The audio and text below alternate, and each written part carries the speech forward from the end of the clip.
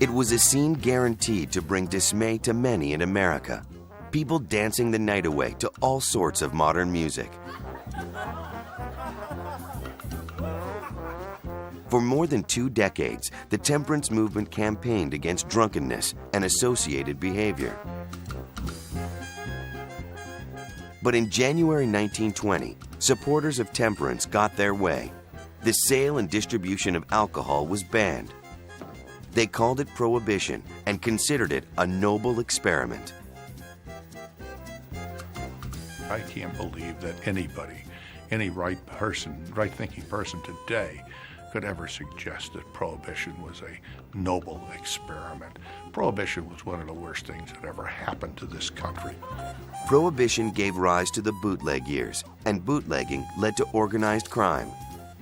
Gangsters and their accomplices were suddenly everywhere, on the streets, in City Hall, in cheap establishments, and in high-class parties. Prohibition, let's face it, Prohibition is what created the mob. Gangsters inspired movies, filled newspapers, and bankrolled the new kind of music called jazz. The aim of Prohibition had been to dim the bright lights of Broadway and bring people back to the traditional values of hard work and sobriety. But it backfired. In the period of economic boom that followed World War I, people didn't want sobriety. They wanted fun. Prohibition divided the nation, and half of America went underground.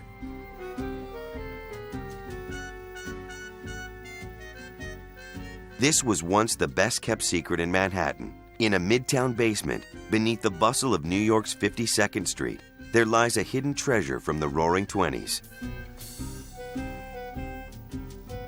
A massive door cut from the brickwork of a neighboring wall and weighing a hefty 4,000 pounds protects a wine cellar. This wine cellar now plays host to upscale soirees and high-powered business lunches. But it started very differently, as part of a speakeasy, the 21 Club. The speakeasy as an American institution was a product of Prohibition, and the 21 Club was the pick of the crop.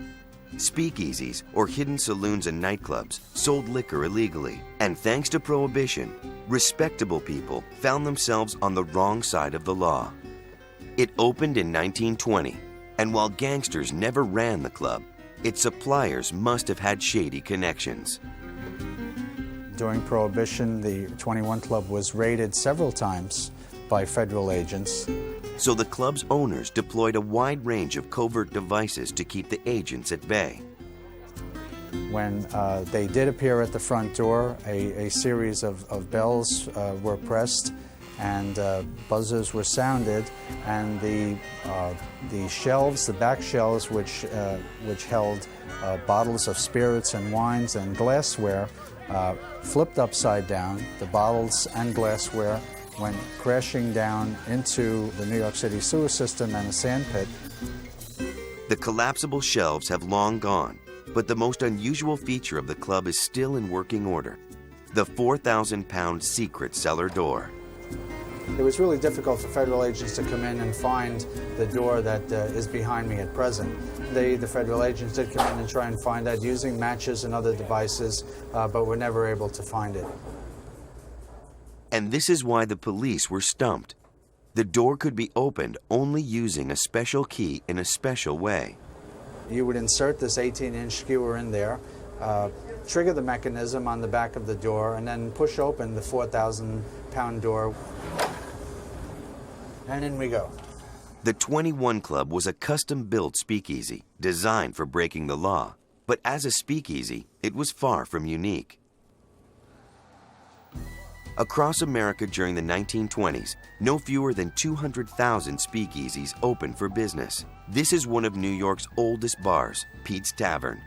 But during Prohibition, it too became a speakeasy.